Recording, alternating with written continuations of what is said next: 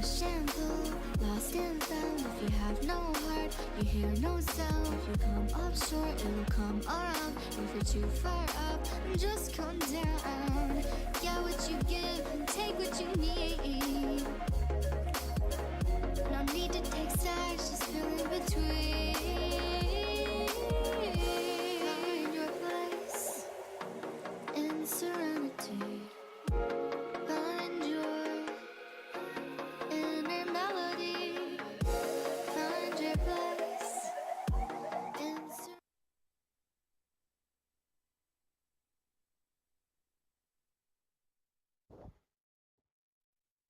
Hopefully this works. Oh, hello everybody and welcome to the stream scene. We are back from a little break after PAX. I'm still recovering from PAX, but we're back. We're going to be doing an open Q&A. So if you guys have any questions about streaming, anything at all, feel free to ask in chat. I will be gathering them and we're just gonna talk about streaming for an hour and a half and answer any questions that you guys have. So I'm joined here by my lovely co-host Hunter. How you doing, Hunter? Well enough. I burned my hand while I was cooking, but I consider that like a badge of. It's like a warrior's scar. You know, I'm like, look, I can really cook stuff and survive the hazards of the kitchen. Can you prove that you burned it while cooking though, and not just in any other accident? Can we get this guy off the show? Hey, you know what? I have a scar on my hand from using a microwave, so I feel like that's the most embarrassing thing that you could ever do. I was opening. I applaud your courage for admitting this on stream. I mean, I was attacked by a snake and it bit me and scraped my arm. And it came out of the microwave. You know what? I was making SpaghettiOs and I opened the microwave door and I reached it at the same time eagerly and I just like the hook that hooks the door closed like got me. I literally have like a scar. It looks like I had like wrist surgery or something from this line down my arm that just never healed, unfortunately. So I don't even want to talk about streaming now. I want to talk about these deadly SpaghettiOs. Battle the scars worst from being Found dumb. our subject. streamer injuries. Lame streamer injuries. Like, we don't call it science, so obviously like it's not gonna be anything impressive if we have I went outside and that's why I got this burn mark right here. I get sunburned every time I was go holding like I went to like a breakfast place and I was holding the bag of like I don't know like breakfast burritos on my arm and just burned through the bag. God. God. A Ow. huge blister. Jeez. That's what I get for going outside. SpaghettiOs, breakfast burritos. We've got some good injury stories today. Okay, so we're like 18 minutes into the stream already. We haven't done introductions. We have two amazing human beings joining us today who've already spoken a little bit about their personal injuries. Diction and Senor Happiness, I believe is the formal. It's funny because I actually got my name from Spanish class in high school. Really? So I can sort of see how that would translate back. Well, it was, I don't know, I had to write something in Spanish and it was like Mr. Happy Monkey. So it's Senor Feliz Mono. And I just took the monkey part out and I just made it mine. That does sound very uniquely high school Spanish. So, yeah. And no, Mr. never Happy will that Monkey. ever be irrelevant. Yeah, never will. Yeah, it's like, what are you gonna use that in a full sentence when you're in Tijuana? Like, And now it's listen, branding. Now it's this like yeah, there's no monkey in the branding though. I'm the monkey. Like I just, I hop around a little there bit. you go. So I get that. Well, so do you guys have a brief little tidbit about like who you are, what you do? Yeah, Diction, you said your name first. Oh yeah, we're going alphabetical. Okay. Diction is first on this one. I'm Diction, and I am a personality streamer. Oh wow. Which is not the same as a variety streamer because I cannot play every game and my audience will show up, and that's okay. I've realized that recently, and it's made things a lot less stressful on Twitch. I don't try to chase the battle royale dream anymore. I just play that when I'm not streaming. You don't want to be the next Shroud? I'm not going to be the next. I'm terrible at those games, so no one watches me play them, and I don't blame them. Being terrible doesn't mean you can't. Doesn't mean that people won't watch It you. doesn't, Just but means they're gonna tell you how to improve. And it's gonna for like shooters and BR games, I feel That's true. like there is a skill that you need, I think. You can like, be again. People show up if you're really good at them, or you're okay, but you're also engaging. I'm neither. When I'm not very good, and I'm like really I zero in on it, and I don't engage my chat. Right. I'm not terribly funny. I'm just like really focused on not dying. So you have to be dead silent in order to just spend 2 minutes in the game before I die, and like that's like the least that's like the least fun version of a thing to watch. Exactly. Yeah. I think you're fun, Diction. Thank you. I appreciate that. This is such an uplifting show today already. Dude, that Kevin No, Hart it was like thing that that's was going actually around something from I forgot to. streamers. You asked me what I Yes. wanted to talk about on like as a topic, and I thought that would be an interesting topic. The difference between personality and variety streamers, because there For is a sure. difference, and yeah, I mean, we don't have to yeah. do it right now. I But mean, I like, feel like variety is so hard to grow in. Like, I mean, and I do variety, and it's a struggle. Like, I don't really grow much anymore. It's more about like maintaining the same level, honestly, and not declining. To be honest, it's so difficult to Coasting. bounce around. Yeah. riding the same wave and just hoping it never crashes. Fighting back the tide of decline. Right. Really? Yeah. That could be a line in a movie. I Sure. think. As Maybe. long as nobody kicks me in the shin. Yeah. Carrying over some of that pre-show conversation. Check out our Patreon. You get the behind the scenes stuff. Yeah, but what do you You'll guys never think know about that? otherwise. Because I mean, Hunter, you're more or less variety, but do you feel like you can play whatever you want and still get people watching? Yeah, definitely. Nowhere near the number of people that I want, but yeah, I could. You know, people get. Yeah. So we had this conversation recently. Now I've had so many conversations. Now they're really blending together. I'm not sure with who it was, but talking about it was Frank the Pegasus talking about a consistency in the game genres and the style of games. So like I'll play Right. Division 2 and then go into Tropico, and those share nothing in common other than the fact that they're like on the screen, right? And that's like I think that's a real challenge that I'm going to be confronting this year is like what are the styles of games, and why would I expect the same people to show up, you know, time and time again when I'm playing complete. And then I went into Risk of Rain 2, like a roguelike, you know, roguelite game that's, you know, got a completely different visual dynamic. It's just all over the place. I love it myself, and it was part of what I designed in my stream to start in order to focus on community and not a certain type of game. But it's complex, I think, and I don't know if there are answers more than there are just choices. It could be like for me, it could have been just a very specific thing, because I definitely looked at the numbers. I stopped trying to fight the idea that I could play whatever I want and people will show up, because the numbers were telling me a totally different story, and Yeah. you can't argue with the data. So I looked at the data, and then I just made some decisions starting this like the beginning of this year. I was like, okay, these are the things that I know work, so I'm going to try to focus on those things. And like within the first week, I noticed that my numbers were like up a lot consistently, and they have been pretty fairly consistently throughout the 4 months of the year. And I mean, where I go from here, I don't freaking know, but like, but at least I'm no longer, because the last like 2 years, I was really just kind of like stressed out about numbers and just like, why isn't this working? Why isn't that working? Blah, blah, blah. But then once I just like sat down, crunched the numbers, and figured out what works with the games that work with my personality are the ones that I should focus on. Not so much like I've always kind of been in the camp of like, I'm not going to chase the AAA titles. I'm not going to try to be a day one Sekiro streamer. I'm not going to be I haven't played an Assassin's Creed game since Black Flag. I don't care. Like the only times I've done like the AAA title day one is if I have a gimmick that can go along with it, or if I want to like do some giveaways and stuff just to get back to the community. Mhm. So like God of War, I did that. I did like an 8-hour stream where every brand new sub I got, I shaved a part of my head until I was a fat Kratos. What? I remember that. Because I said I could never do. I'll take it down to this, but I couldn't do that. Yeah, I've been bald before. It's fine. I'm balding, That's so it's like awesome. not a big deal. But that was like Friday, right? And then like I didn't stream the rest of the game. I just played it for myself on my couch on Sunday, and I was like, "This is awesome, cool." And I just talked about it on stream the next day. And they're like, "Why didn't you stream?" I was like, "Because I didn't feel like it. I just wanted to play the game to play the game and shave my head to shave my head. You know, and that's kind of interesting too, as sort of a content creation approach. There's somebody that I follow on Twitter. I'm pretty sure it's Iron Spike.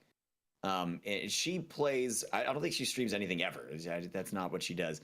But she'll play a variety of games, like RimWorld and Kenshi, right? So like these are very similar games. Yeah. And she'll just be playing them off stream because she doesn't stream. She'll just be playing them herself. And when weird things are happening, she'll like grab a screenshot or whatever. And 3 weeks later, she'll be like, "Oh, this reminded me of something," and she'll have like a 10 tweet thread of these stories that she's pulling from her experience in the game, and she'll post a screenshot here and there. And it's really compelling, but she's not streaming any of it. She's not doing any traditional content creation in that regard.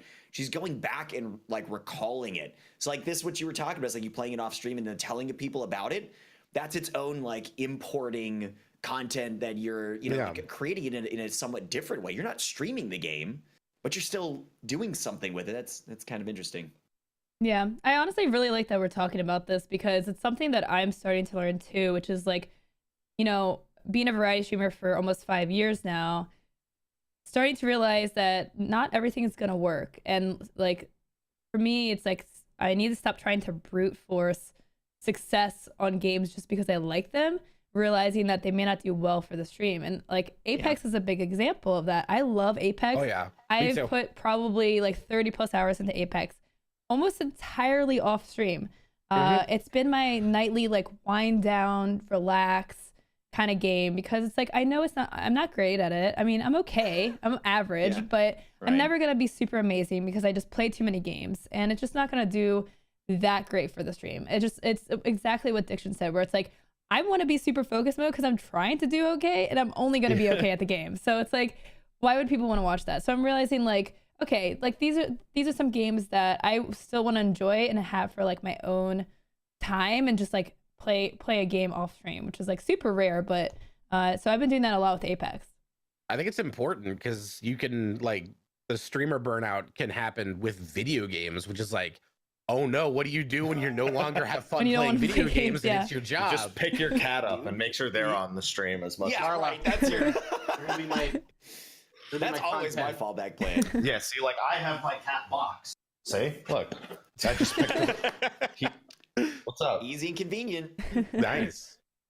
Yeah. No, I did that like 2 years ago. I was like, I'm not like I realized I'm not playing anything when I'm not streaming or recording for YouTube, and that's like a problem, man. Because then, well, all you think about is work. Yeah. When you're playing video games, and that's just like, there's nothing fun about that. That sucks the joy and the entire purpose of playing a video game like right out of it. I used to feel guilty like not playing if I was playing a game off stream or like thought about playing a game off stream. I was like, oh no, I'll just wait till the stream. This could be funny. Yeah. That is my problem. 100%. I cannot convince myself to. I play every year. I play maybe about 20 to 30 hours of games off stream. Maybe 20 to 30. Sometimes there'll be something where I'll be putting in an extra hour off stream every day. I'll get done. I'll be like, I have to end the stream, but I'm gonna play a little bit more. Very rarely though. And I feel that sense of that kind of quality of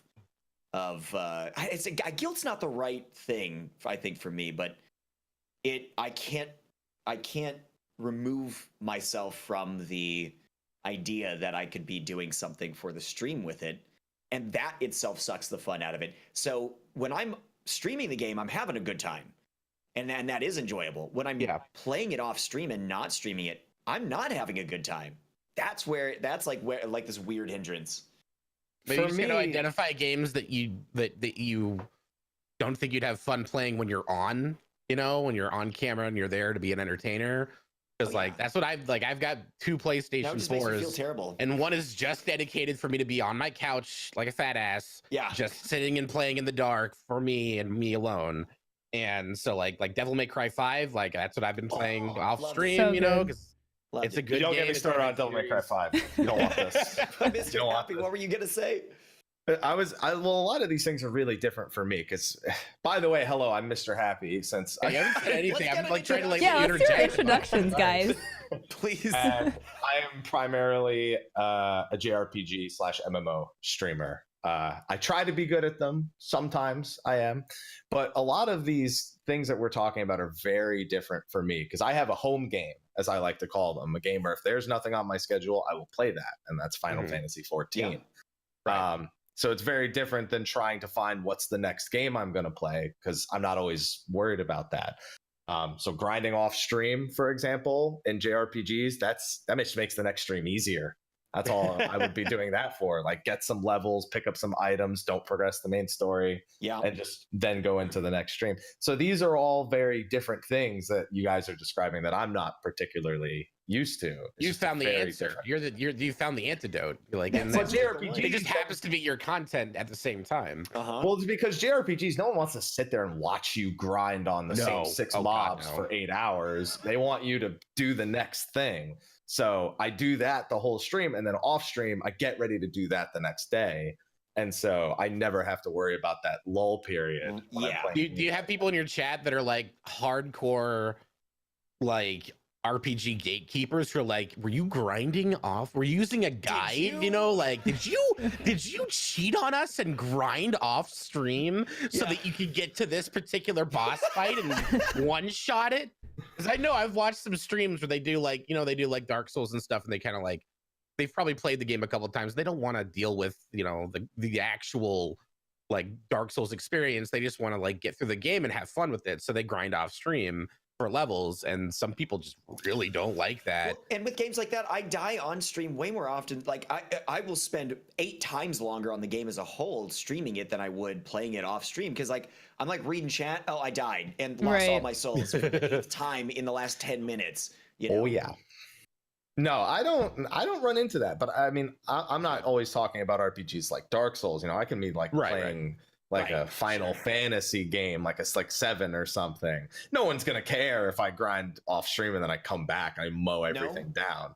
No, not most of the time. No, there's maybe the 1 or 2 people that are always just like they're those people. They're like no, that wasn't even a challenge. How could you even have fun like that? And I'm like, listen, I've beaten this game over a dozen times. I'm done. Okay, that's it. I don't need any sass. Okay, so please remove yourself from my vicinity. I can't have this. Yeah. So it's very different, and I don't know where I guess I'd categorize myself in that personality streamer versus I guess other categories if you have names for those. I guess there's skill gamer, personality gamer, and then you had like one in between. I guess when you named them earlier, Diction. Did I?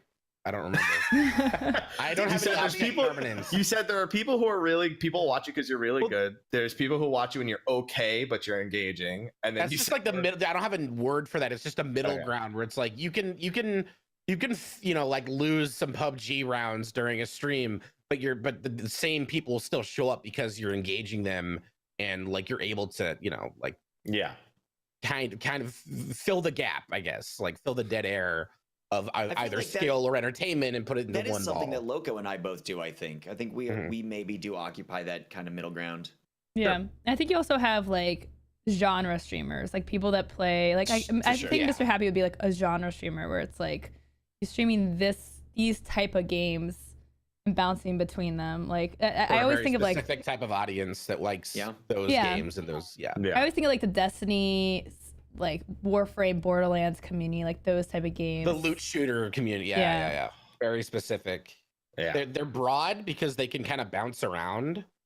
Like they have, it's that one genre of game, whereas like there's like shooters, MMOs, RPGs, and then like I don't know if anyone's just 100% like a horror game streamer, but like that. I'm sure there are. Somewhere. I see more like dark, not really horror. Like someone I love watching their stream is Elias, and he's known for he speedruns all the Souls games, but he also goes and he plays other things like Resident Evil and games. Yeah, Call of Duty, like they're all dark games, but they're not necessarily like horror. per se. Yeah. So I don't know if I could classify anyone as strictly horror. That's a hard thing to stick to only games. There's way more terrible horror games than there are really good ones. And the pantheon. And then the terrible ones become funny games, not horror. Right. Exactly. Then they're serving the opposite purpose. Yeah. Yeah. So, I wonder if there's anyone who's just like strictly point and click adventure games, because there's a lot you could choose from in that genre. Yeah. You go on GOG and look at the point and click directory. There's like hundreds of them. It's ridiculous. Those can be funny. What everyone's like, what's your favorite game of all time? You get that question all the time in chat, all the time. And I'm always just like, well, the first game I ever completed and like really played was The Secret of Monkey Island. And so that's like ipso facto, that's my favorite game of all time. That's a fun one. Yeah, but it was like I was forced to play those games because my dad was heavily invested in Macintosh back in the 80s and 90s. And they didn't want to buy me a console because I was not very good in school because I had ADD. And so they just like didn't want to compound that problem with video games. So like my only opportunity to game was to do the LucasArts like mega collection, and my dad would play them, and so he would let me play them because they were like, oh, these are harmless, they're kind of funny, they're cartoony, he'll like them. So do you guys have Mr. Happy was mentioning like having like a fallback game? Do you guys have fallback games that you like to go to? Do you think that's valuable to have as a streamer that plays?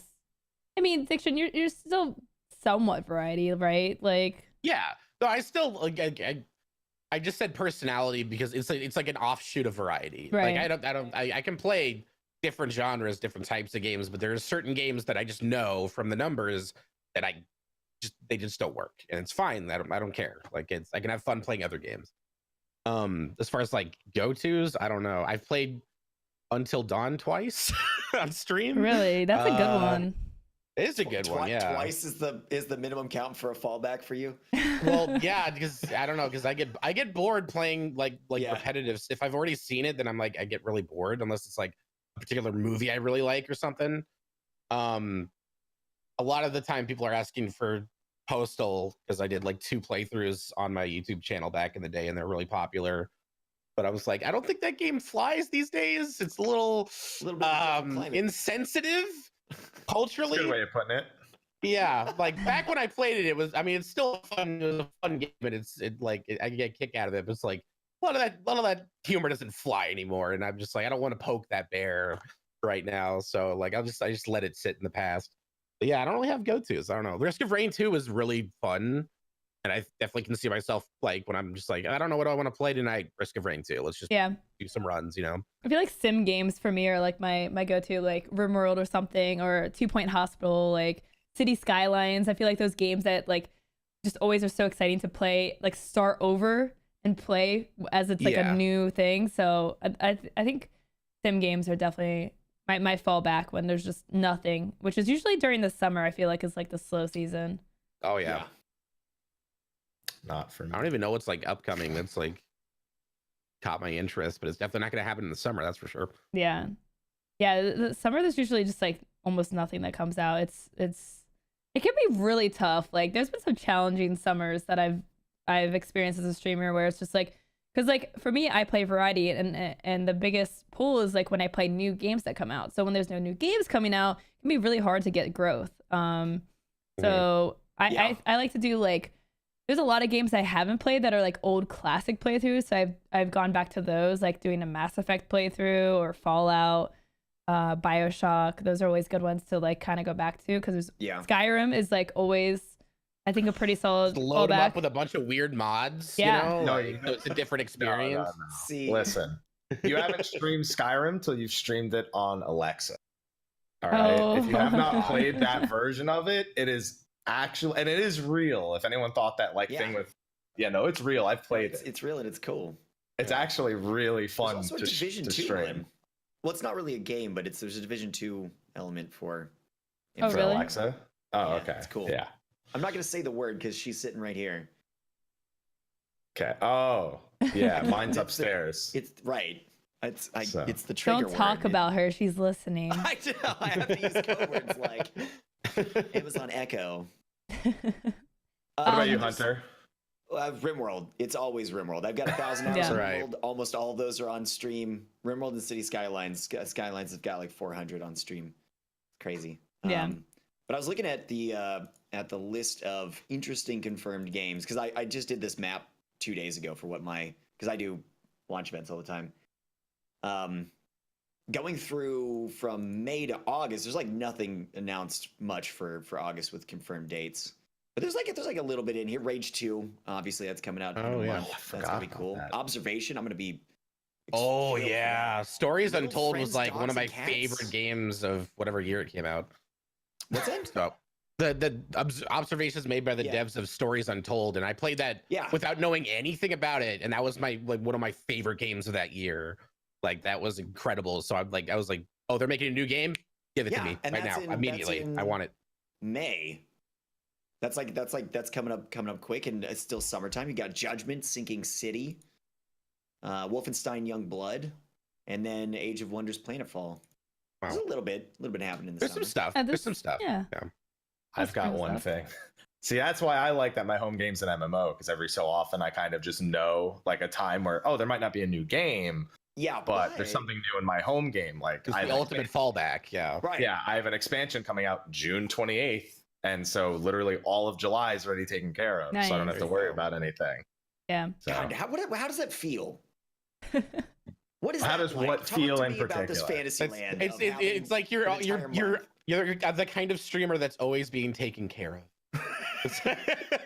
You've been Square Enix is cradling you, just like I mean, I gotta thank Square Enix, because I mean they actually, the reason I didn't get to go to PAX is because I went to Japan for Tokyo Fan Festival for wow. Final Fantasy 14. I got to visit the Japan studio. I got to go to the Eorzea Cafe, which is like their Final Fantasy 14 themed cafe with all the menu items and like That is coasters. for everything. awesome. that's so cool. So I mean, yeah, he said it, and that's accurate. You know, coddled by Square Enix is There's nothing wrong with that. Yeah, that sounds Yeah. awesome. and it's good to have, but it also means that like if I try to do something different, I have to be even pickier about it, which is why I say JRPGs, because at least with Final Fantasy there's some overlap there. But if I'm not doing that, then literally a day or two of looking at numbers will determine if I stream anything else past a day or two. Oof. Yeah, because then if not, I got to go back. Like it's like I can always pick my numbers back up just by going back, but it's Right. quick. And so a lot of times I don't give anything else time to grow. And so it comes with its pros and cons. I think Right. everything does. And then of course there's the problem if the game ever falls apart, then do I fall apart? That's the fear. So For World sure. of Warcraft's the going through a rough time counterbalance. right now too. World of Warcraft's having a rough time in terms of people's perception of it. So, I've seen a lot of those people looking at other games to stream until the next thing comes out. Mm. And I worry about the day that'll happen to me for 14 for too long a period of time. And do I come back from that properly? So do you ever try to are you trying now to push variety a little bit, or are you just like hoping like you're just gonna be like, okay, if that happens, I'm gonna scramble? Like, I found a balance that when I have a home game, something I can do pretty comfortably if I'm streaming for 7 hours a day is I can always start with just a couple of hours on the home game and then bring that audience into another game at the very least. So I use that as my safety net of accomplishing, okay, I've got these numbers, I've got these new people from this community, and then, maybe they want to watch me play this. And then I'll still look at the numbers for that, but it's a lot more comfortable than just trying to dive into 7 hours of one Right. game. yeah, And that's the only way I really know how to adapt it. That's how I've been able to do Borderlands and games like Chocobo Mystery Dungeon or these all That's kinds of right.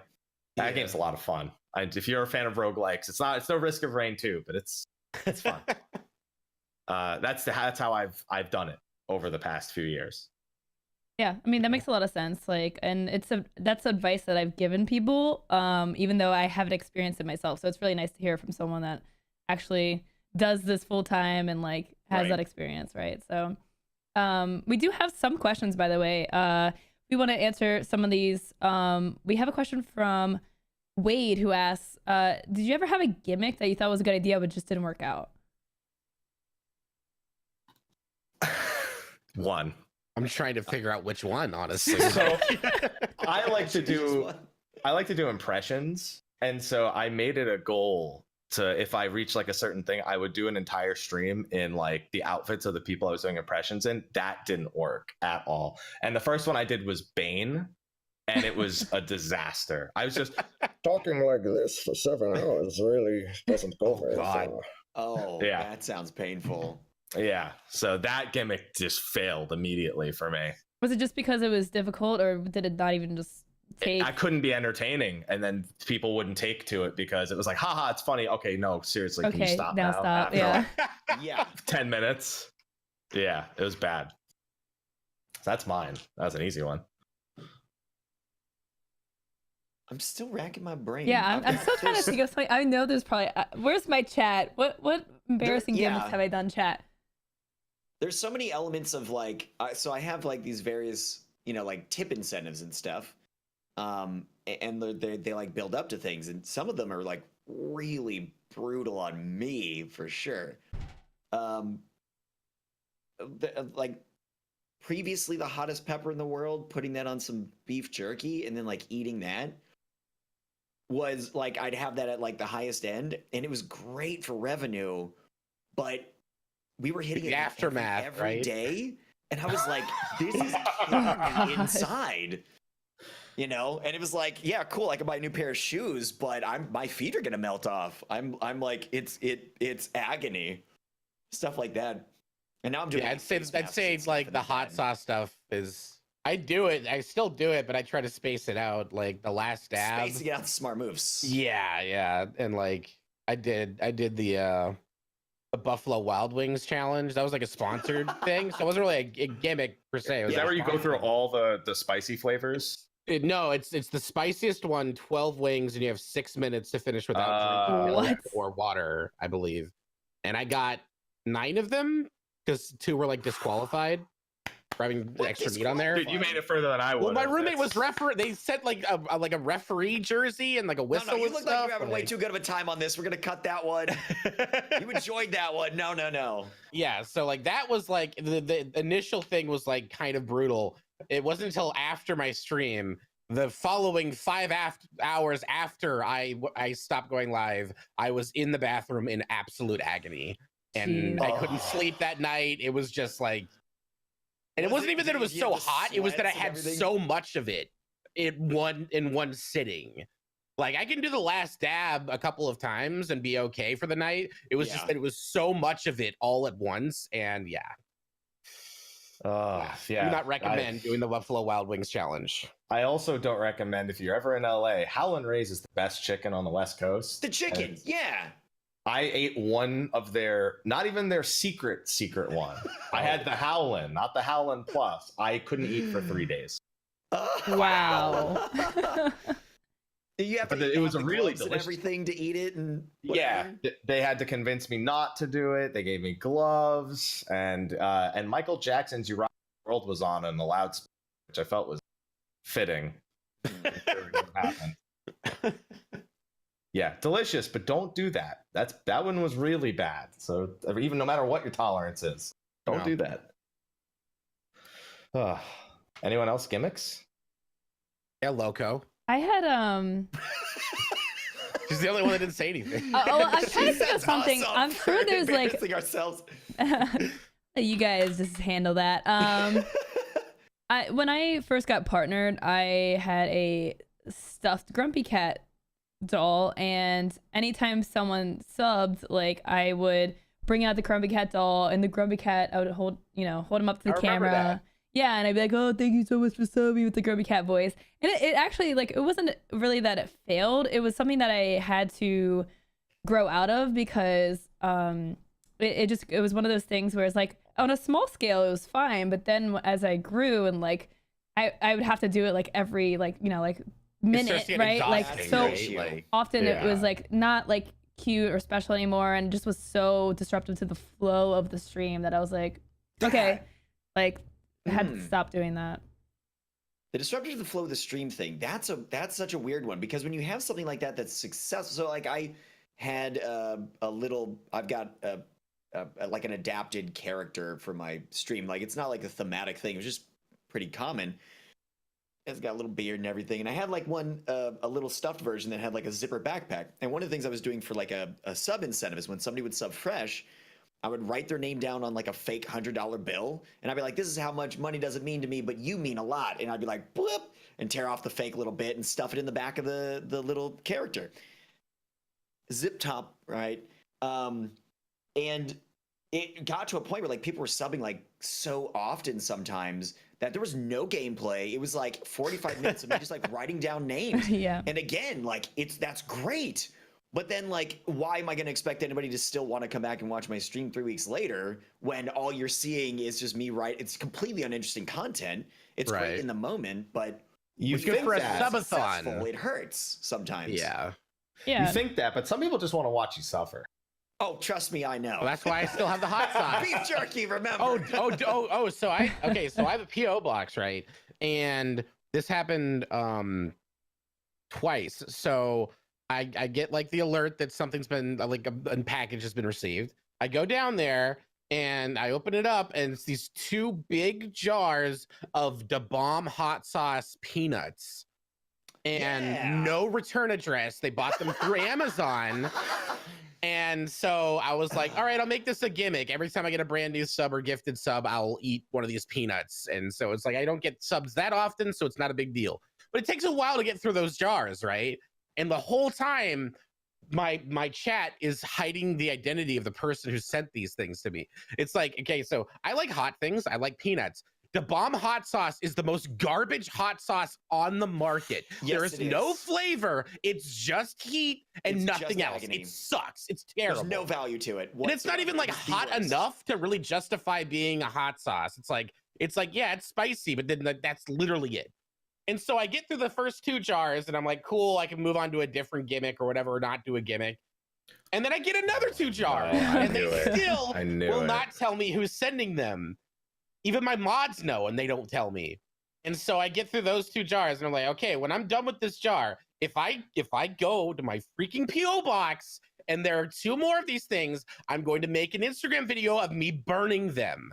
I was and I'm not just thinking that. I will burn them, and so I haven't gotten them, and I'm hoping I don't. Well, I mean, now that you've said it, Well, now that you brought it up, do it. The inspiration is here. They're gonna find something else to send me. I know it. I just know it. But yeah, I mean, like that's definitely something that you need to think about. And it's so one of the shows that we do on this channel is like a stream review, like a critique of people's streams if they submit one. And it's definitely something that we've talked about on that show, where it's like, this is a really cool and unique sub thing that you do, and it works right now. But it's definitely something you need to keep an eye on as you grow, to see if it's becoming too disruptive to like the natural flow of the stream, right? Like, so like every once in a while you get like support trains, sub trains, like big moments like that you get a lot of support at once. That's awesome. People love that. But like if it's just like a daily thing, it just becomes not as special, and people just don't want to watch like you just like make stopping money. Yeah, if they're trying to watch a game, like they don't want to watch you like stop to like do this really specific welcome like so often. Yeah, I stopped like for a while there. I would get bummed out on like stream days where like it wasn't super hype with support and stuff like that. And now I've tried to flip the switch. It's like, it's okay, because that just means it's going to happen tenfold some other day of the week. And it always does. Like, there's always just like one day out of the week where everyone's like, you know what, bit war, let's go. And I'm just like, okay, then let's have fun. Then I'll do some goofy stuff, do jumping jacks. I'll lift weights, you know, eat the spicy stuff. Let's just do it. Yeah. Nice. See, I like that too. And I started doing a thing, I don't know, maybe last year, thing that I call the sellout stream, because it's stuff that I don't actually want to do, and I'm only doing it literally for money to fund the stream. Hey, at least you're honest enough. If you're upfront about it, people honest, right? appreciate it. Yeah. The hot You're like, stuff, I'm a like, I shill. love eating Go hot for it. stuff, but I don't like that particular version of like 2 days later I'm still feeling it kind of thing, right? Like I ate bugs that have like this massive carapace too, and it's like, no, thank you. But it does allow me to do more giveaways this month, so we'll do that thing. Stuff like that. Oh, I forgot my point. Oh yeah. The point was that it's that it's set to a specific time, a specific day, where I'm, dedicating all the content is just that thing. I've got a whole thematic. There's a whole thing to it. We've got this structure to it. It's really unique. If you want to see what's unique about that, you can come by that one day. The other 99% of the time that I'm streaming, it's gonna, it's gameplay and conversation. Yeah. So we can set it apart. If that's not your thing, don't worry about it, man. Just come back that next day. Having that kind of separated out feels really nice. Yeah, for sure. We have a question from Zero, who says, "Is it okay to stream on PS4 without a mic for a while, but still chat in chat?" We were just talking about disruption of gameplay. You can totally do it, but man, I couldn't personally imagine like stopping like the game every time to. Yeah, unless you got some like voice to text, app or something. Yeah, that would work with Twitch. I don't know. I think you could totally. I know plenty of people. Who Depends on what the expectations are. I mean, I'm not going to sit here and tell someone not to stream if they want to stream some certain way. Like, go for it, do it, of course. Absolutely. But it's like if your goal is to grow a stream, not having a personality present with the video game is gonna be rough. Right. Like really, really rough. I remember there was a League streamer. I can't remember his name, but he never spoke or showed his face for like 4 years, and he was enormous. And as soon as he did it, everyone was really exciting, and then kind of tapered off after that. Yeah, I can imagine. Because there was like the stream was built around this mystery of everyone not knowing anything about the person, and also they had a dope playlist. That helped. That helped a lot. That does some work. Was he really good at the game? Oh yeah, he was also. I imagine really, you'd have to be. Right. Yeah, you don't want to. Yeah, I'm gonna watch somebody who's like really terrible at League and doesn't have a cam and doesn't have a microphone. Let's do this. No, he was really good. I don't think he streamed in a while. Yeah, he was really good, and that blew my mind that he was able to do that. Yeah, I mean, with no cam is really no issue. You have to. It's an entirely different sort of format. I don't think I can do it because I'm very expressive with my hands, with my face. There's times when I'm totally dead silent because I'm like really disappointed with my own gameplay, right? And I'm just like, and there's like all this stuff going on. So many people have fantastic streams without cameras at all. It's just a different sort of approach. Yeah. I mean, like if that weren't possible, radio never would have been like as epically massive as it was for introducing media to the world. Mm-hmm. But no microphone is a very different beast, and especially if you're talking about like no cam and no mic. Oof. Yeah, that's gonna be like a one of a kind of a fluke thing for like that guy. If you are really good at Call of Duty or something, go for it. If you're like pro league style, yeah. But if you're just casually playing some games, like if you want to stream, go for it. But it's like if you're expecting an audience to show up for that, it's probably if you're yeah. I did know somebody who not to depress you. I'm just being real. I'm being somebody who had a real me right here. Vocal cord issue for a few months and would just tab out and just type, and she had like a really fantastic stream that I enjoyed a lot, and a lot of people came back regularly because she had a cam on and she was like really expressive and stuff, but would like tab out and type and then be like whatever. It was really nice, but it's like one of 3 examples I could think of that were successful without a mic. Yeah. Grid asked, I'm a streamer with above 1K followers. Should I apply to OPG? Would it be worth it for growing other opportunities? Well, you're with OPG, aren't you, Loco? Yeah. It's like do people apply? You can. I mean, you can contact them on their website. Okay. I was like their 4th or 5th client, and they just didn't owe me. I'd met Omid before, so like he was already interested like a year beforehand. So like it was just him reaching out to me. So I don't know how they do things these days, but I think I'm sure if you get in contact, it's a combination of both. I think like you can make contact and then express interest, but then they're still making their own choices. So for those who don't know what OPG is, it's online performers group. They are a management company that represents a bunch of streamers, including myself and Diction, where they provide basically services to facilitate day-to-day stuff, mostly like sponsorship opportunities and stuff like that. Yeah. So a lot of people do ask this question, and I actually spoke on 2 panels at East about sponsorships and about like OPG and companies like this. And what I would say is a management company, like when is a management company right for you? It's when you are getting opportunities and you need help managing those opportunities.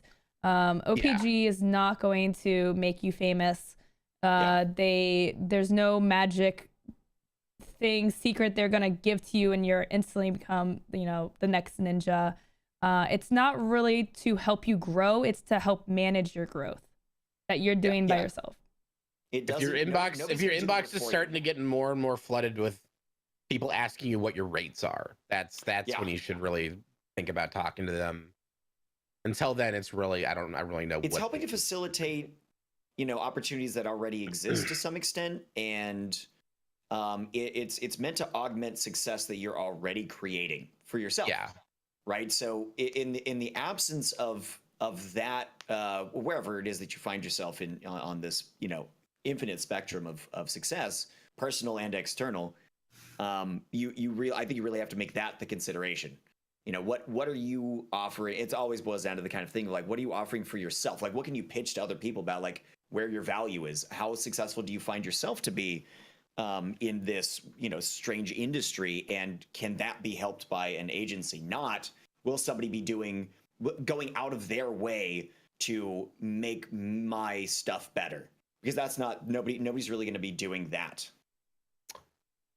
Yeah.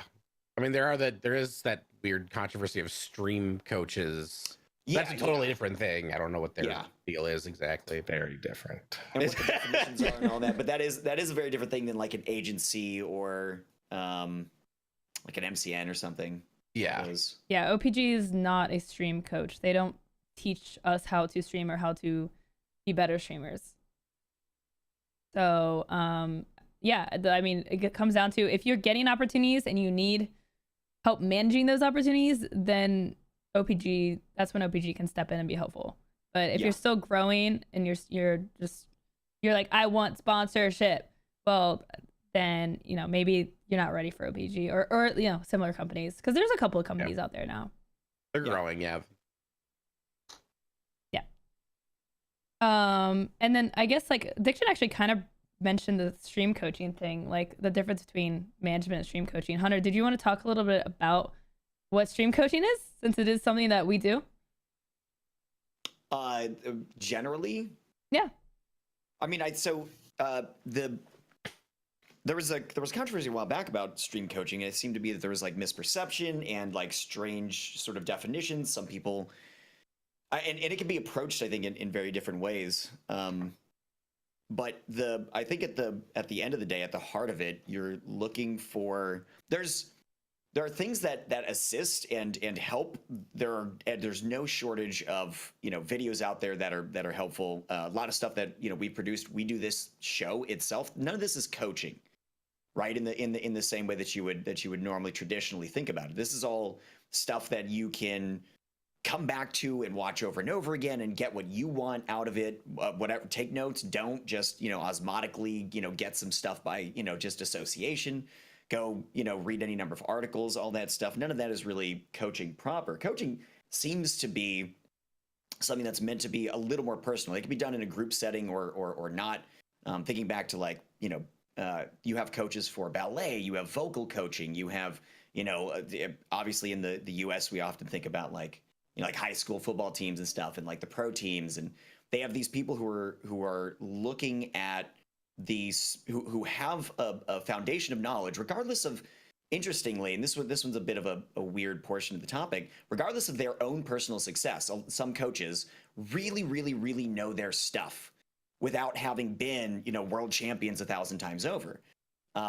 You can have an immense amount of knowledge about good moves to make and where value is without necessarily having proven it in your own life and career.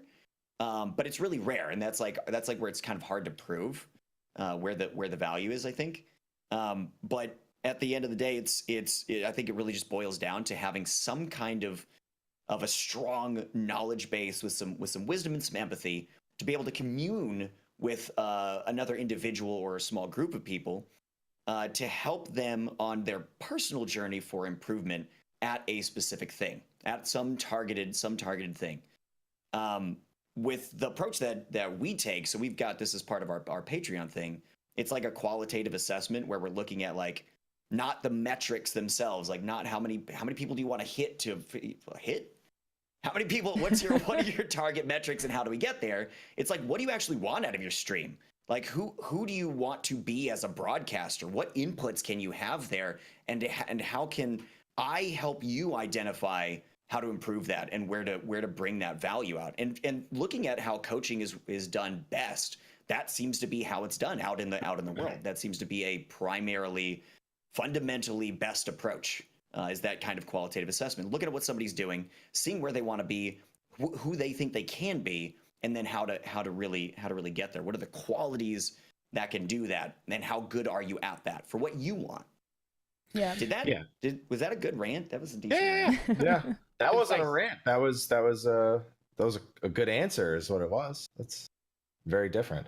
And it's important to remember that someone who has that knowledge may not necessarily be the best coach at the same time. So Absolutely you are exuding a very specific quality when you're looking to coach someone. Because I always think back to, I guess with my limited life experience, since I went right from college to this pretty much, I always go back and look at college. Oh yeah, I went literally like college year working at a desk job, this pretty much, So my life experience, I like to say, is kind of limited, which I'm not a huge fan of as a personality on stream, because it means I don't have as much to, I guess, really dig back on in terms of knowledge. Concentrated. There you go. There you go.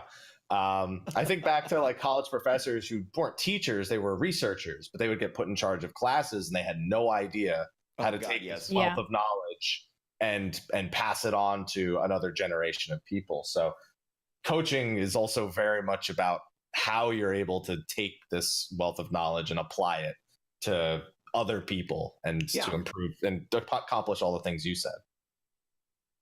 So just giving you a little bit of a toot there, because it means not only are you knowledgeable, you know how to express it.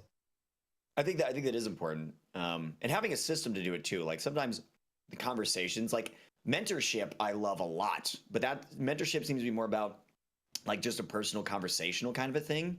Just like getting to know the person and like really communing with them one-on-one, but not in any kind of a formal setting, where it's just like, who are you? Who am I? How can we do a thing together that like sort of improves your perspective on a subject, and give and take whatever you want out of it. Where coaching can be like really systematic. It's like, thinking about sports coaching and stuff. You like, train for X amount of time. And while you're doing that, make sure that you focus your attention on this, this, and this, because those are where you're having real problems. And I know you want to be able to achieve this kind of a thing. So let's really structure part of the, this thing to achieve that type of athleticism, because that's where you're really going to have as your strong suit down the road. And we can really target that. That's a very different thing than, that mentorship kind of stuff. And you see these spreads in a bunch of different subsets of teaching. Universities are really, really interesting one. I like that example, because you have to teach right in some of these positions, but you could be a terrible teacher and still get put into and you could be a brilliant like person in that field, right? But just have no idea how to like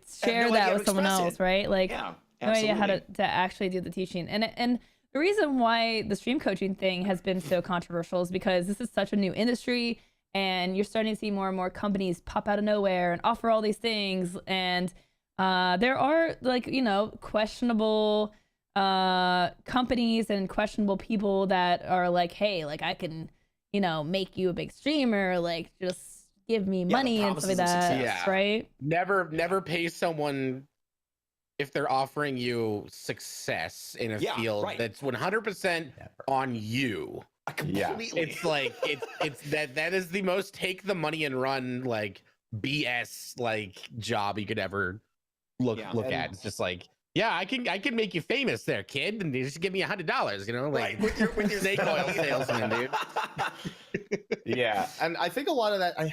The problem is the reason why those pop up is there is a demand for that instant success. Absolutely. We've seen it a million times where someone shows up and the question is just, I want more people to watch. Tell me what to do. There's not like, and they don't want to hear, well, do this for X amount of time. Do that for. Tell me what to do. Work hard. Well, I mean, it's often not a question. It's just literally like, hey, follow me. Hey, shout me out. Hey, visit my stream kind of thing, right? Yeah, that's also true. Yeah, playing a multiplayer game and the guy shares his stream at the end of every match, even if he lost, like kind of thing. Like, I just need eyes. Or he just has his Twitch handle as his name in game. Just right there. Mine is always going to be twitch.tv/thehunterwild. Follow me now. There's just such a demand for that instant success. I mean, that's why companies can pop up and do that, and why it can be scary or confusing for someone who wants to legitimately learn about, what a stream coach can do for them versus the person who wants someone to feed them 1 million followers and say, that's my instant success. It doesn't matter if I have no personality and I suck or anything like that, or it doesn't matter. They don't even concern themselves about what their product is or what their brand is. It's like, I just want to be popular. And so there's a thing I've been focusing on myself as like my most recent intellectual endeavor is the plight of the millennials, the thing I've been calling it. There's so many different factors to it, but one of the things that seems to be this like weird like vortex for our generation is growth hacks and success hacks. Like it's so visible because of the way that social media works and the way that all these things are structured. When somebody goes from 0 all the way up to like 1 million followers like overnight, nothing is more visible than that, and that stuff sticks in your mind and it becomes this part of this availability heuristic where it's the most readily available information. You're like, look, it is possible. I need to know what they did because it must be replicable. I've seen it happen 30 times. Yeah, but what you've not paid attention to at all is the 30 billion times that it doesn't happen at all, and people like really work really hard and still never get it. And you end up with this strange kind of bias, and so people constantly demanding access to these growth hacks without really any willingness to put in the effort that is required to make this systematic kind of growth. I mean, just look at Ninja. Like, how many people do you think saw him blow up and are like, oh, Absolutely. He just played Fortnite and then he had 1 million followers? Like, no, like he's been streaming like 8 years. Like he's been around since I've been around. Like, literally just tweeted the other day. Like, where's my 1 million followers? I've been at this game like longer than he has. Come on.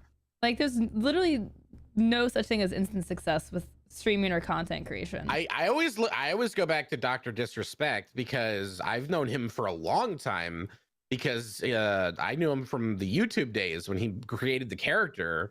And he was just doing Call of Duty commentaries in character, and he would do these edits, and they were really flashy and cool. There was like a lore. He created a whole lore about himself. And then he got his job at Sledgehammer for Modern Warfare 3. And then he was just kind of out of the game for a while.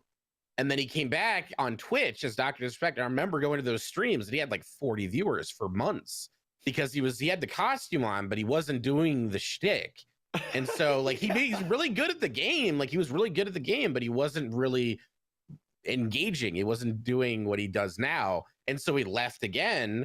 And then he came back and he brought with him like all of that now that the transitions, the graphics, the green screen, all of the flashy stuff that he does that makes him stand out.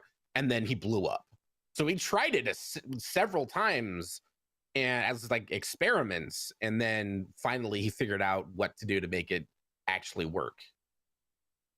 Yeah, but he figured it out. He figured it out, but it was like it took no instant success. Yeah, exactly. It took years of him trying it in different ways.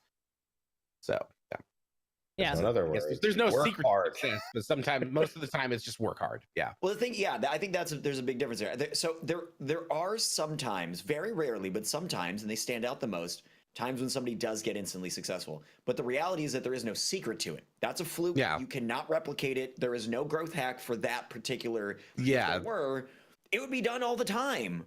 It would. Luck is a huge factor on Twitch. I remember like that kind of stuff. Yeah. Yeah. I when I mentioned Until Dawn, I played the first time I did a playthrough of it was the day after it released. And I guess like there wasn't a whole lot of hype for it because people didn't really know what kind of game it was. They knew it was a horror game, but they didn't know that it was structured the way it was. And it was like this branching storyline with all these different decisions. So there was a curiosity about it. And so like I just played it because I thought it was cool. And I found out that it was written by Larry Fessenden, who's a big horror director, actor, a guy that I'm a big fan of. And I was like, oh, that's cool. He's getting into video games. And I was playing it at night, and then like I wasn't watching my viewership because I never do. And then like I just see my chat start to go faster and faster and faster. I'm like, what's going on? Like all of a sudden I've got 5,000 viewers. I started with like maybe a couple hundred. like normal. And then it blew up and went to like 9. I think I topped that around like 10,000 for no reason. It was just I just happened to be playing the game at the right time when no one else that was like, you know, bigger than me was playing it on that directory. So I was the only one that people were watching, basically. And it was just I didn't plan it. I was just like, I want to check this game out, and I did it a day late, and then that just happened. And like it didn't really lead to like huge like number success, like not a lot of followers or subs, but it was just like things like that just kind of happen sometimes, and there's not a whole lot of rhyme or reason to it. It's just timing and like and curiosity and the weird black hole that is the Twitch directory, you know, like I mean, there are systematic, you know, components to persistent growth, you know, or qualities of success, depending on what version you want. But the bumps that you get, and especially getting like slingshot like up to the top, that stuff seems to be massive luck. Like it's almost entirely luck based, with other components of like, what is your likelihood to, like, how much work have you done to establish a good, you know, a base level, a good level of groundwork that allows you to capitalize on it. You know, because like somebody's first day on Twitch, if they get rated by, you know, Ninja or something, they're still going to come back on day 2 and only have 3 people watching the stream. It doesn't matter. Yeah. You know, because they haven't. You can't prepare for it, so you don't know how to like create like like you said, capitalize and so that those people stick around. Right. So that's what happened with me. I was not expecting. So I just played the game. I was being myself. I was being entertained. It was like a lot of those people didn't show up the next day when I was playing something different, and I get it. But it was like, now I'm thinking like, what could I have done to another playthrough, really honestly, make that stick? Like another playthrough, like just like, and I think that's the thing is like, there are some things that you can do to take advantage of those opportunities, right? Like your schedule is a big thing. So like, if you have like a massive day, being able to stream longer to just like keep that going is important, or being live at the same time the next day. So those people that are watching you are probably going to be available at the same time tomorrow, or like, if that game did really well for you this day, then you should probably play it like the next day too, right? Because you might get those people coming back. So there are like, while you can't like force your luck, you can take advantage and be prepared when, you know, luck strikes.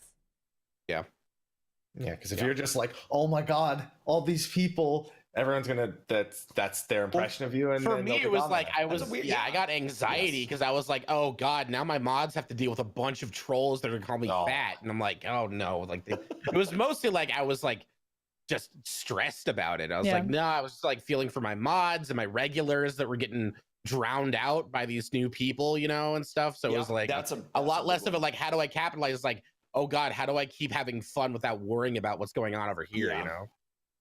Yeah. It's important to have like tools, and I think now like you have like the auto mod stuff. I think is a huge help for the mods to help like like deal with a lot of that stuff, and takes a lot of work out of their hands too. So yeah, auto mod sometimes makes more work. It can. It can, but I'm glad to have it. It definitely can. Yeah. I've seen some weird ones. I mean, worst case is like something reasonable doesn't go through, right? Like worst case, like otherwise it's picking up like a lot of things that the mods would have had to manually get rid of anyways. So yeah, it's super helpful, and especially for people just starting out where you don't have, like, you may not have a person that could be around to help you. Like you may not have someone that you can actually mod, so having an auto mod like automatically clean up a lot of that stuff is a huge help, especially because I think like trolls like target smaller streamers because they are more likely to get a reaction, right? Like a lot of people that just start out streaming don't have that experience of how to handle trolls. They're more likely to get their message through and stuff. Yeah, I mean, I'd say there's, because and larger streams, they just kind of, most of them just kind of pass it off. You know, there's no way they could control all that, so people just go nuts, and then they carry that into other streams. It just doesn't. It's not acceptable. It's not acceptable anywhere, but they get away with it in one place and not in another. Yeah. I don't know about you guys, but I watch my chat so much. Sometimes my mods don't even have to do anything. Like I'm just like so quick. I'm just like ban. Really? Yeah. and they're just like, my mods get mad at me. They like to play with their food. My mods get mad at me too. They're like, what? Like that, you got it before I even saw it. How did you? Come on. This is the whole fun of the job, is being able to do this. Exactly. Yeah. And they don't, these insane. days they don't have a lot of opportunities because most of the time, like, it's just regulars who are not breaking the rules or being, mischievous or anything. Yeah. So the one chance they get to ban someone, I take it away from them. They're like, I know. and even worse, I don't know about you guys, I keep a log of all the bans and the reason. So if someone wants to appeal later down the line, so I then tell, even though I did it, I tell them to put it in the logs. I'm like, yeah, can you guys put it and say this? Perfect. Thanks, guys. Yeah. See, I'm the opposite. I don't like to tab out to ban. Like if I have to tab out to handle a ban, then I'm yelling at the mods. I'm like, where are you guys? Like, I shouldn't have to stop the game, pause, tab into my second PC, and do the banning, right? Like, also, I just like because of the way that the quick buttons work, it's like if I ban someone, I also can't unban them. Like, so if I ban someone for fun, I'm like, mods, please. Like, can you unban them? Like, I only have a one way for the sword, so cannot undo There's like that. a weird thing if a ban doesn't happen. Like sometimes it's like a little slightly innocuous thing, but I'm like, that absolutely needs to get banned. And I'll see it and I'm like, okay, mods will get it. And I go back to the game and then I'm kind of like looking back again and again. And I'm like watching it slowly rise up and I'm like, dude, everybody can see this. Come on. Oh, it brings the anxieties. We have a question from Bombardactyl who says, when you stream a really specific game, do you list your category as a general thing like retro, or put that specific obscure game that has like 300 follows? So if you were to like stream like just your Super Nintendo, like the little thing, and just go through, like just one of those. I guess so. Yeah. I think it depends on the game. Yeah, if there's a game option for it on Twitch, but it is a retro game, like where are you going to get I think the question is more like where are you going to get the most value for setting it to, Is it when people who are on your follow list or people who are browsing Twitch, are they more likely to want to come back if it's this super niche, nobody's heard of it kind of a thing? Or if you just put retro and people are like, oh, I guess I'll come in and see what's happening. I think that probably depends on how you've styled your brand, I imagine, right? I just break the rules. If there's no directory for it, I just choose a popular game that's similar. Like last, you nuts. Well, because I was saying in the pre-show, I was playing puppet combo games last week, and they're not in the directory because they're all really super niche, made by like 4 people and stuff. So their latest game is a throwback to like Alone in the Dark and Clock Tower and Silent Hill. It's not the directory, so I just put Clock Tower, and then in my title I said not Clock Tower in parentheses. So if anyone comes in there and they're acting confused, I'm like, you have no excuse. I put it in the title, dude. Not my fault. The game's not the directory, okay? So when you look up, that is true. When you look up a game on Twitch, it shows you the amount of viewers. Like, so you should do this honestly whenever you're trying to figure out what games to play. Look up the game. You can see how many streamers are playing it. You can see how many viewers are in that pool. So if you look up a game and there's no one streaming it, then you should probably maybe check out the retro category, because I would assume, and I haven't checked, but I would assume something like the retro category probably has consistently some people playing under that category. I mean, there are people that just have crafted their streams to be like retro games only, so I would assume that there's people in that category. Also, retro is a broad spectrum right now, since it's we're like almost 50 years into video games being invented. So it's like if you're playing like a PlayStation 2 game that's not getting a lot of clicks, it's retro. That's like 2 generations ago. That's a retro game.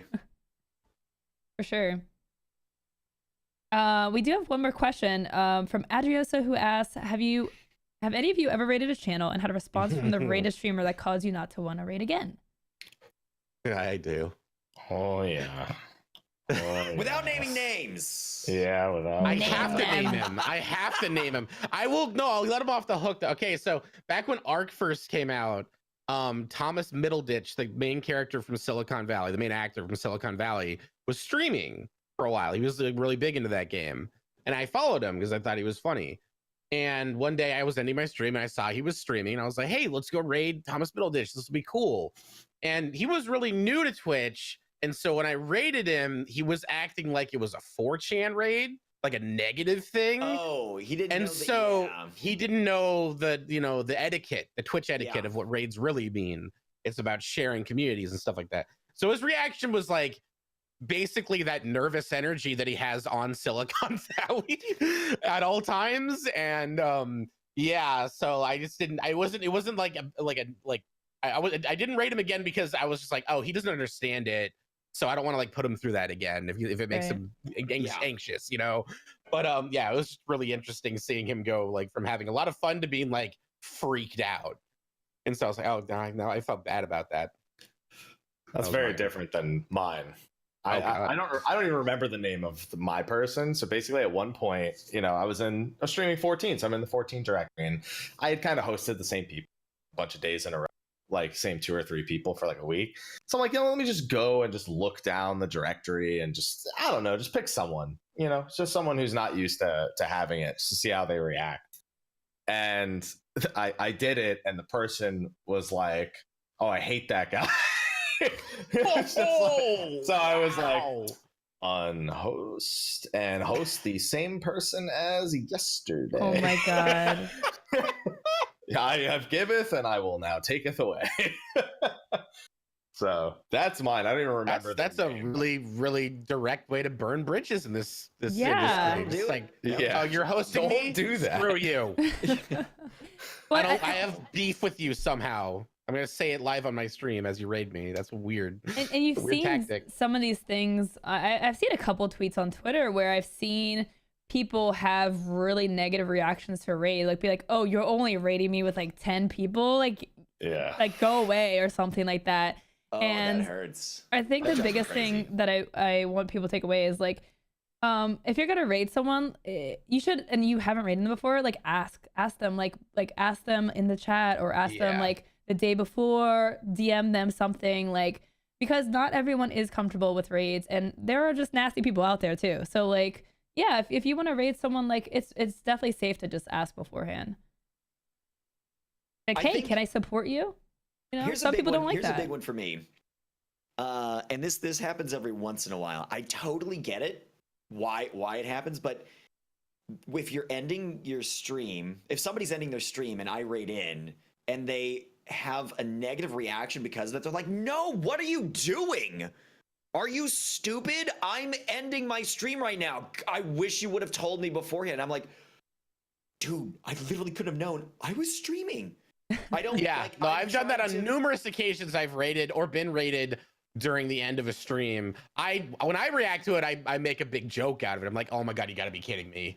I'm about to end, dude. Right. Like, I always think, I'm like, thank you so much. Sorry, I gotta go to bed, man, or something like that. But that's different. That's so very different than like, I can't believe you have the audacity to raid me at the end of my stream. Like, come on, man. Do they have the mustaches that they twirl? Like, I don't believe you have the audacity. The audacity. Oh, damn. Unbelievable. Yeah, no, I don't. That drives me crazy. So my recommendation for that one, and it's one I've made sure to do myself, because I know that frustration. I'm like, oh, I wish that there was like some form of magic where you could have rated me 2 hours ago, but that's like not how the world works. Right. So there can be some frustration there, but I've made sure to make it like apologetic and be like grateful and apologetic, where I'm like, thank you for that thing, because of course I'm thankful for it, grateful for it. But I'm sorry that I do have to end my stream because, you know, I have sleep issues and I really got to make sure that I'm winding down and blah, blah, blah, right? There's good reasons for all that. And just make sure there's a genuine connection. And that's totally achievable. It might require a little bit of work. It definitely has for me, but that's an achievable way to like not make somebody hate the fact that they did something good for you. You know? Yeah. Like, why don't do that thing? So we do have one quick follow-up to this topic, and then that's gonna pretty much do it for us. So at what ratio should I stop considering rating someone, because all that'll happen is me looking like I just want to leech? Them rating another person? Yeah, like if you're the guy with 10 rating the guy with 1,000. You know, I guess like that versus that's like a 1 over 100 ratio. I think it depends on what you want the 10 people to do. If you want 10 people to spend the next 45 seconds spamming your emotes, but it's like literally the same 10 people, then it kind of stands out more as maybe something that you should have communicated with, like the situation where you want to ask first. Like, but if it's like you just use the /raid command, it's like, I don't know, just using it and not like demanding a huge reaction from your community if you're nervous. I think that that's like fine. I've had that happen where someone raided with like 10, 15 people, and like I have it set so that like my alert goes off when it's like a certain amount. Right. Because it's like a big, it's like I do like a video and stuff. I make a big deal about it. It's like not to belittle them for their audience size, but it's like I don't want to like stall my stream for 10 people. I'm sorry, it's just not worth my time. But I'll thank them, of course. I'll be like, oh, thanks for the raid, dude. I appreciate that. But I've had like that happen a couple times where people come in with like a small community like that, and they weren't satisfied with my reaction, even though I totally thanked them. And see, that's everything. the problem. I think that's a problem there, where it's like, if you're rating someone, you're doing it to support them. Like, you should not expect things in return. Like, obviously, like, it's nice. It'd be nice for the streamer to be like, thank you, which is like common decency, right? But it's like, it's politeness. You should not be expecting like a link or a shout out or like this whole grand thing, never. like for anything. Like, you're supposed to be doing it because you want to support someone else, not because you want something out of it.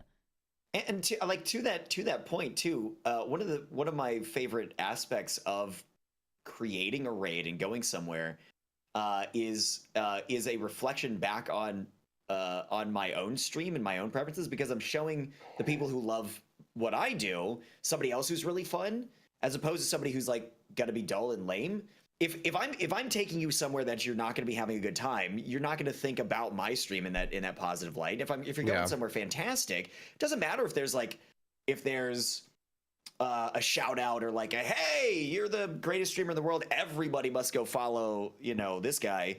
The people that I care about having a good time, which is why I have a stream, get to go over and continue having a good time. And that continues to reflect back on me and my values and why they want to show up here. And maybe they find a better place to hang out, a place that brings them more joy. I want that too.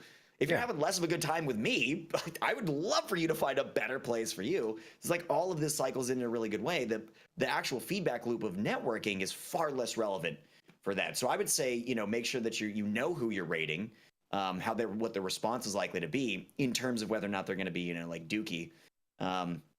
And never make that expectation, like you want more laughter and fun and goodness for your people out of that. That's the value.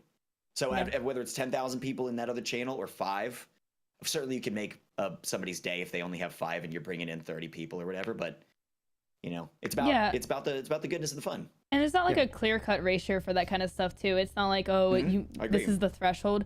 I would say, like, if you're going to 1,000+ viewer chats, like, the chat's busy, like, and you're rating with like 4 people, like, it's probably just gonna get washed away, right? And just like a little bit less meaningful, right? Because like that person's may not even see a raid, and then it's like, well, okay, well, it's not a very effective raid, right? I think like it just like feel it out. Like for me, like I try to like treat every raid the same. I try to keep it like short and sweet, welcome in it, and like talk to the streamer, ask how their stream was, stuff like that. But like, yeah, I mean, it depends on who you're rating into and how well you know them. Like if I don't know you, that it's gonna be hard for me to be like, oh, like you guys should check this person out, right? Like I won't do that. I'll just be like, oh, hey, how was your stream? Thank you so much. What do you stream? I'll try to ask about them. So it definitely helps if you are like a regular in that person's channel that you're rating into. Yeah, absolutely. I completely agree. I had a few smaller raids last night that were all people who like regularly watch, and there's few things like I got rated by Dan the other day, Dan's Gaming, right? And like that felt amazing because like 3,000 people showed up. But I had raids last night that were coming in like 10 and 20 people, and that felt far better when it was people that I didn't even know streamed and the regulars in the channel, and I'm like, oh, this is so cool. You I didn't know you had that's awesome. What were you doing? Yeah. And it's like you feel connected enough to me to want to that's like a huge honor. Like I'm worth your people. That's crazy huge. And it's like it's people that I've gotten to be friends with, or starting to be friends with sometimes, and that feels way better than getting like the huge number boost that is of course it's beneficial for the career, but not the same for my like heart and soul, not the same for my invigoration for streaming today. Mm-hmm. Yeah. So unless there's anything else, that is actually going to do it for today, guys. Thank you guys so much for joining us on the show.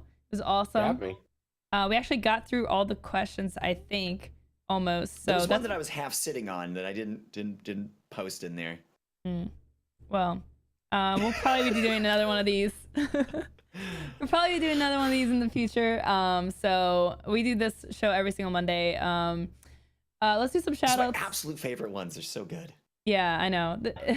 Let's do some shout outs. Mr. Happy, where can we find you and what are you up to?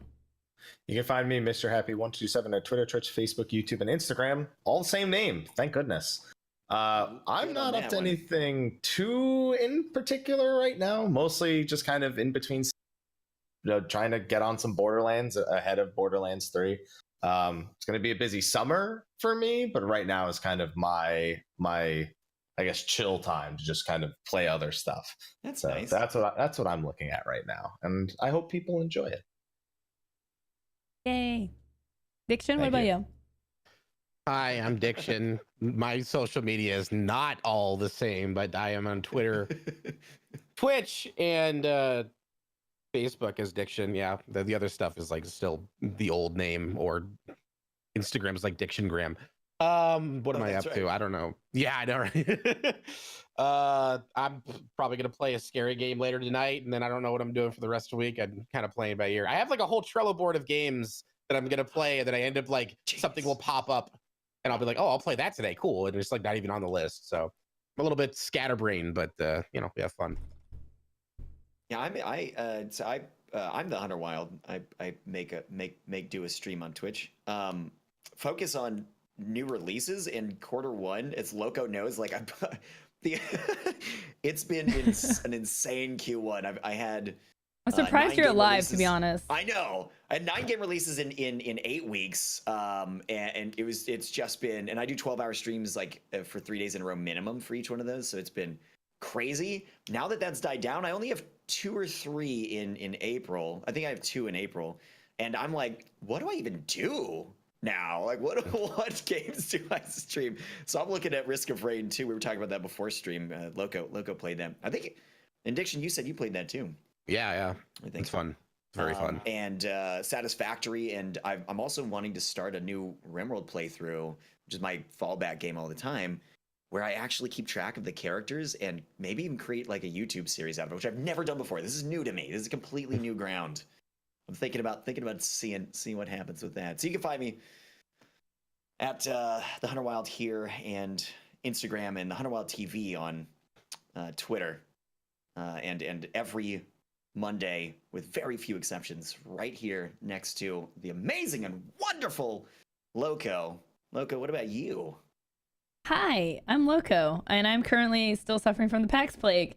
So that's why I've been coughing every 5 seconds. Really annoying. I am currently playing Sekiro right now, and it's fun. Really? Yeah. I'm at 119 deaths, I think, right now. So, I mean, it's interesting. You're on the final boss, or are you on the first boss? I could see 100. I have no idea where the final boss is, so I don't know where I am at in the game. But okay. I'm like 15 hours in ish. So, fair bit into the game. I honestly do love it. Like, it's really challenging, but I love Souls games. So I'm in love with this game. So you can find me at twitch.tv/LOWCO, twitter.com/loco2525. And if you guys enjoyed this content, this is StreamerSquare. You can follow us here. We do weekly shows. There will be a show here tomorrow at 4 p.m. Eastern time called The Stream Doctor, where you basically can submit your channel. I will review it, give you advice, give you feedback, and we talk about streaming. It's a really, really casual type of show that we do every single week. So definitely make sure to check that out. Do not be shy about submitting your channel to the Stream Doctor. Like, it is one of the best ways, in my opinion, to get critique and like the potential for positive advancement from an expert perspective, which is Loco's. Yeah, it's free. It's open to everybody, and you just got to be here on time because the submissions do fill up very quickly. So just make sure to be here at 4 p.m. Eastern tomorrow if you guys want to catch that show. And yeah, you can check us out StreamerSquare everywhere. We have a Twitter, YouTube channel, and a Discord. I will try to do the links here in chat I don't know where my mods are, so I'm doing it. I'm modding here. Check it out there.